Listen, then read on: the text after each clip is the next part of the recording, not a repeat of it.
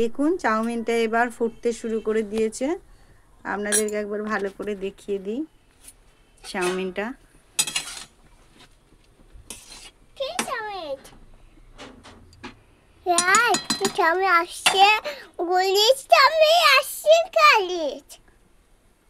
ততক্ষণ আপনাদেরকে আমার ছোট্ট খাটো রান্নাঘরটা একবার দেখিয়ে দিই, গরিব মানুষের রান্নাঘর।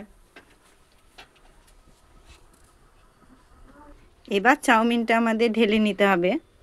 ততক্ষণ আমি গ্যাসটা বন্ধ করে দিলাম।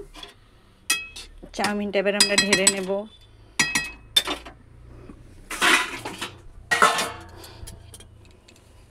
একা একাই ভিডিও বানাচ্ছি তো, ওই জন্য একটু অসুবিধা হচ্ছে।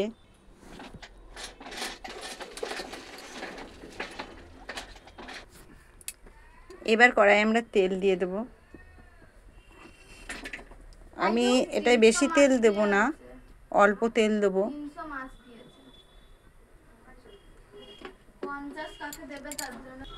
তেলটা আমাদের গরম হয়ে গিয়েছে। এবার আমার এই কেটে রাখা আলুটা এবার এই তেলে দিয়ে দেব।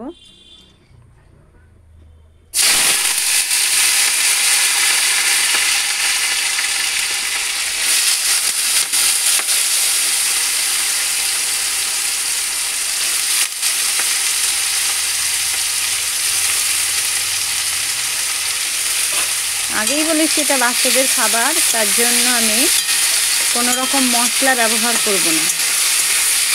আর এমনিতেও আমার ছেলে কোনো মশলা খায় না। আপনাদের বাচ্চারা যদি খায় মশলা তাহলে আপনি দেবেন, অবশ্যই দেবেন। আমার ছেলে খেতে চায় না, ওর জন্য আমি দেব না।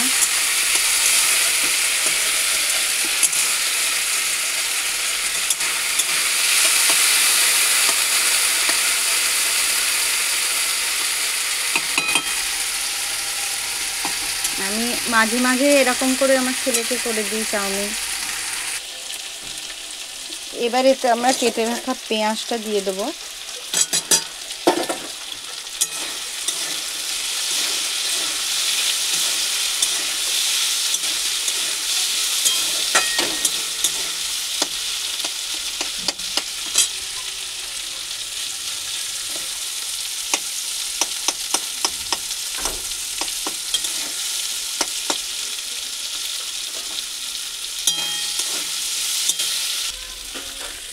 এবার কেটে রাখা গাজরটাও দিয়ে দেবো এতে।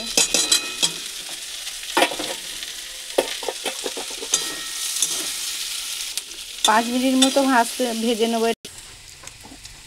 যতক্ষণ না ভাজা হচ্ছে ততক্ষণে আমরা পরিমাণ মতো নুন দিয়ে দেবো।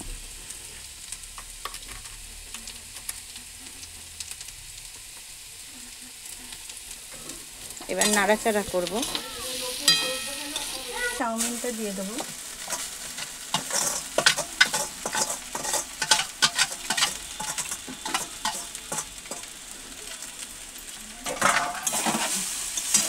এবার নাড়াচাড়া করব।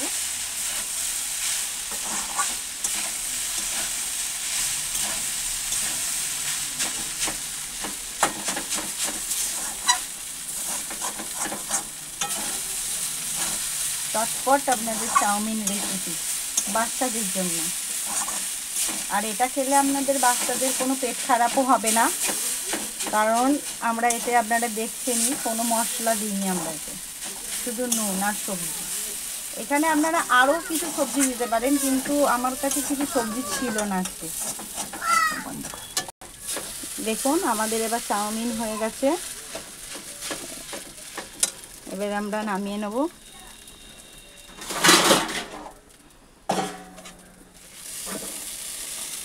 সত্যি করে আপনারা বলুন, এতে কোনো মশলা দিইনি, তবুও কত সুন্দর কালারফুল দেখতে হয়েছে দেখুন চাউমিনটা, তাই না? তাহলে এমনি করে আপনারা করতে পারেন, একটু মশলা টশলা দিয়ে, সেটা করেও আপনাদেরকে একবার দেখাবো। ওটা আমাদের জন্য ভালো, কিন্তু বাচ্চাদের জন্য কিন্তু একদমই ভালো না।